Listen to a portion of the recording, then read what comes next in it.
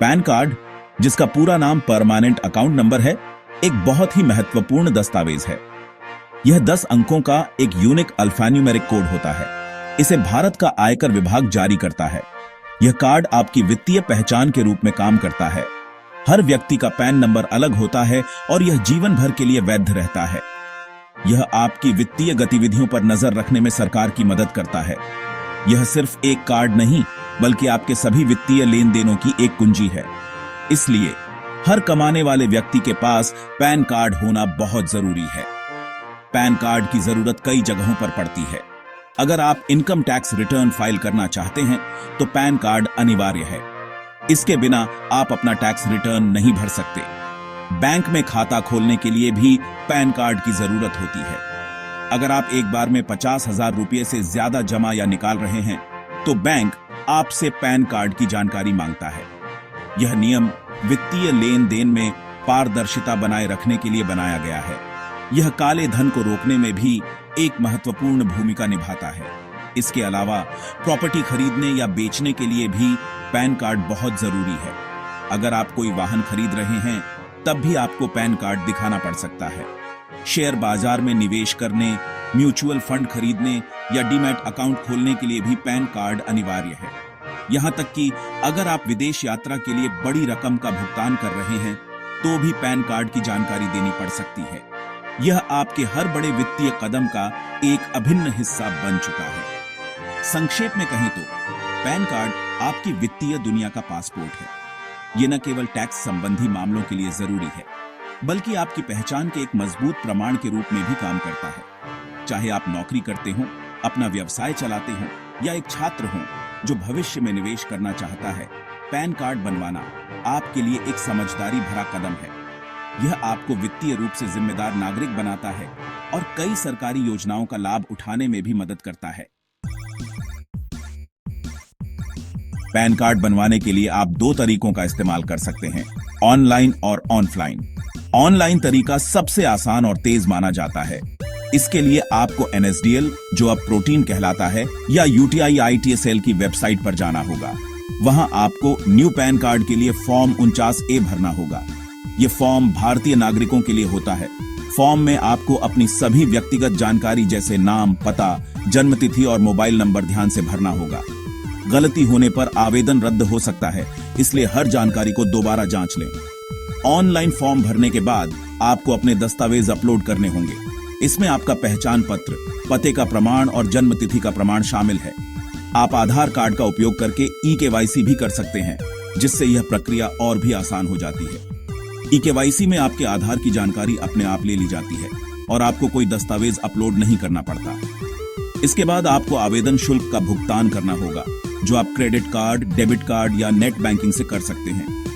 भुगतान सफल होने के बाद आपको एक रसीद मिलेगी। अगर आप ऑनलाइन तरीके से आवेदन करना चाहते हैं तो आपको सबसे पहले किसी भी पैन सेंटर या NSDL या UTI ITSL की वेबसाइट से फॉर्म 49A डाउनलोड करके प्रिंट करना होगा। इस फॉर्म को आपको काले पेन से बड़े अक्षरों में भरना होगा। फॉर्म के साथ आपको अपनी 2 पासपोर्ट साइज की फोटो भी लगानी होगी। ध्यान रहे कि फोटो पर हस्ताक्षर इस तरह करें कि आधा हस्ताक्षर फोटो पर और आधा फॉर्म पर आए। यह आपकी पहचान को सत्यापित करने के लिए किया जाता है।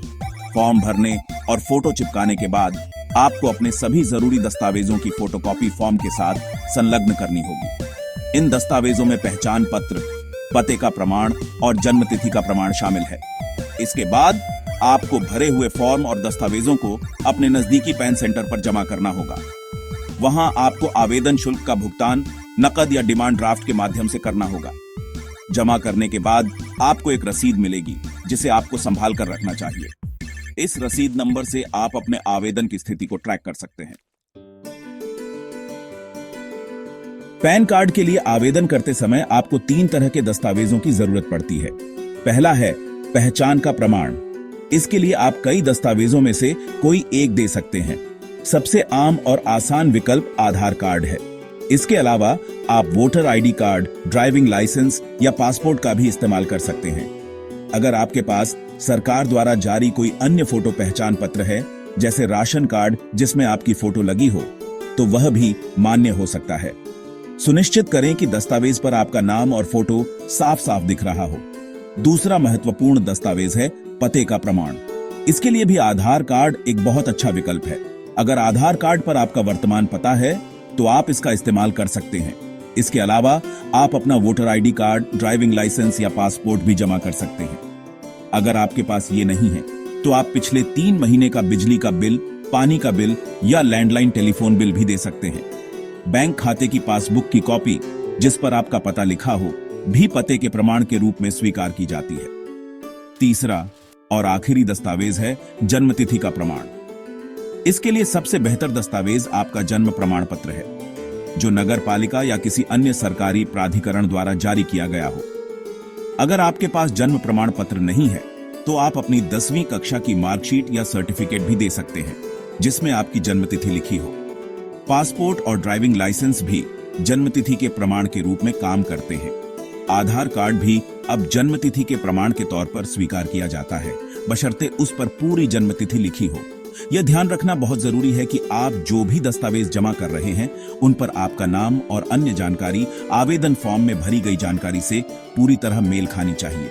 अगर नाम की स्पेलिंग में या पते में कोई अंतर होता है तो आपका आवेदन खारिज हो सकता है। इसलिए फॉर्म भरने से पहले अपने सभी दस्तावेजों को अच्छी तरह से जांच लें। अगर आप ऑनलाइन आवेदन कर रहे हैं तो सभी फोटोकॉपी पर अपने हस्ताक्षर करना न भूलें। इससे दस्तावेजों की प्रामाणिकता साबित होती है। पैन कार्ड बनवाने की प्रक्रिया बहुत महंगी नहीं है। सरकार ने इसका शुल्क काफी कम रखा है ताकि हर कोई इसे आसानी से बनवा सके। अगर आप भारत में किसी पते पर अपना पैन कार्ड मंगवाना चाहते हैं तो ऑनलाइन आवेदन का शुल्क लगभग 107 रुपये जीएसटी सहित होता है। यह शुल्क प्रोसेसिंग फीस और कार्ड की प्रिंटिंग व डिलीवरी के खर्च को कवर करता है। अगर आप विदेशी पते पर पैन कार्ड मंगवाना चाहते हैं तो शुल्क ज्यादा होता है, जो लगभग 1017 रुपये के आसपास हो सकता है। यह शुल्क समय समय पर बदल सकता है, इसलिए आवेदन करते समय वेबसाइट पर वर्तमान शुल्क की जांच अवश्य कर लें। ऑनलाइन आवेदन करते समय भुगतान करना बहुत ही आसान है। जब आप फॉर्म 49 भर लेते हैं तो वेबसाइट आपको पेमेंट गेटवे पर ले जाती है। वहां आपको भुगतान के कई विकल्प मिलते हैं। आप अपने डेबिट कार्ड या क्रेडिट कार्ड जैसे वीजा या मास्टर कार्ड का उपयोग कर सकते हैं। इसके अलावा नेट बैंकिंग का विकल्प भी उपलब्ध होता है, जिससे आप सीधे अपने बैंक खाते से भुगतान कर सकते हैं। कुछ वेबसाइट्स यूपीआई जैसे भीम, गूगल पे या फोन पे के माध्यम से भी भुगतान स्वीकार करती हैं। यह प्रक्रिया पूरी तरह से सुरक्षित होती है। अगर आप ऑनलाइन तरीके से आवेदन कर रहे हैं तो भुगतान की प्रक्रिया थोड़ी अलग होती है। जब आप भरा हुआ फॉर्म और दस्तावेज पैन सेंटर पर जमा करते हैं तो आपको वहीं पर शुल्क का भुगतान करना होता है। ज्यादातर सेंटर नकद में भुगतान स्वीकार करते हैं। कुछ सेंटर डिमांड ड्राफ्ट से भी भुगतान लेते हैं। डिमांड ड्राफ्ट एनएसडीएल, पैन या यूटीआई आईटीएसएल के नाम पर बनाना होता है।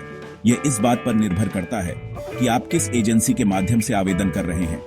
इसकी सही जानकारी आपको आवेदन केंद्र से मिल जाएगी। भुगतान करने के बाद चाहे ऑनलाइन हो या ऑफलाइन, आपको एक रसीद जरूर मिलती है। इस रसीद पर 15 अंकों का एक एक्नॉलेजमेंट नंबर लिखा होता है। यह नंबर बहुत महत्वपूर्ण है। इस नंबर का उपयोग करके आप एनएसडीएल या यूटीआई आईटीएसएल की वेबसाइट पर जाकर अपने पैन कार्ड आवेदन की स्थिति को ट्रैक कर सकते हैं। इससे आपको पता चलता रहता है कि आपका आवेदन प्रोसेस हो गया है या पैन कार्ड प्रिंटिंग के लिए भेजा गया है या फिर डिस्पैच हो चुका है। इस रसीद को तब तक संभाल कर रखें जब तक आपको आपका पैन कार्ड न मिल जाए। पैन कार्ड के लिए सफलतापूर्वक आवेदन करने के बाद इसे आपके पते पर पहुंचने में कुछ समय लगता है। आमतौर पर आवेदन जमा करने और दस्तावेजों के सत्यापन के बाद पैन कार्ड को बनने और आपके दिए गए पते पर पहुंचने में लगभग 15 से 20 कार्य दिवस लगते हैं। हालांकि कभी-कभी इसमें थोड़ा ज्यादा समय भी लग सकता है। यह आपके पते और पोस्टल सर्विस की गति पर निर्भर करता है। आप अपने एक्नॉलेजमेंट नंबर का उपयोग करके ऑनलाइन अपने आवेदन की स्थिति को ट्रैक कर सकते हैं, जिससे आपको यह पता चल जाता है कि आपका कार्ड कहां तक पहुंचा है।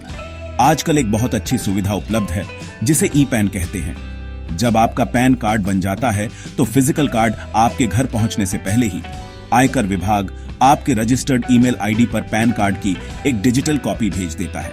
इसे ही ई पैन कहा जाता है। यह आवेदन स्वीकृत होने के 2 से 3 दिनों के भीतर ही आपको मिल जाता है। यह ई पैन भी फिजिकल पैन कार्ड की तरह ही हर जगह पूरी तरह से मान्य होता है। यह पासवर्ड से सुरक्षित एक पीडीएफ फाइल होती है जिसका पासवर्ड आपकी जन्मतिथि यानी दिन, महीना और साल होती है। एक बहुत ही महत्वपूर्ण नियम यह है कि एक व्यक्ति केवल एक ही पैन कार्ड रख सकता है। एक से अधिक पैन कार्ड रखना या बनवाने के लिए आवेदन करना कानून के खिलाफ है। आयकर अधिनियम 1961 की धारा 272B के तहत अगर किसी व्यक्ति के पास एक से ज्यादा पैन कार्ड पाए जाते हैं तो उस पर 10,000 रुपये का जुर्माना लगाया जा सकता है। इसलिए अगर आपके पास गलती से एक से अधिक पैन कार्ड हैं, तो आपको तुरंत अतिरिक्त कार्ड को सरेंडर कर देना चाहिए। इसके लिए भी एक निर्धारित प्रक्रिया है जिसका पालन करना होता है। अंत में पैन कार्ड से जुड़ी कुछ और बातें याद रखें। अगर आपके पैन कार्ड में कोई जानकारी गलत है, जैसे नाम की स्पेलिंग या जन्मतिथि, तो आप उसमें सुधार के लिए आवेदन कर सकते हैं।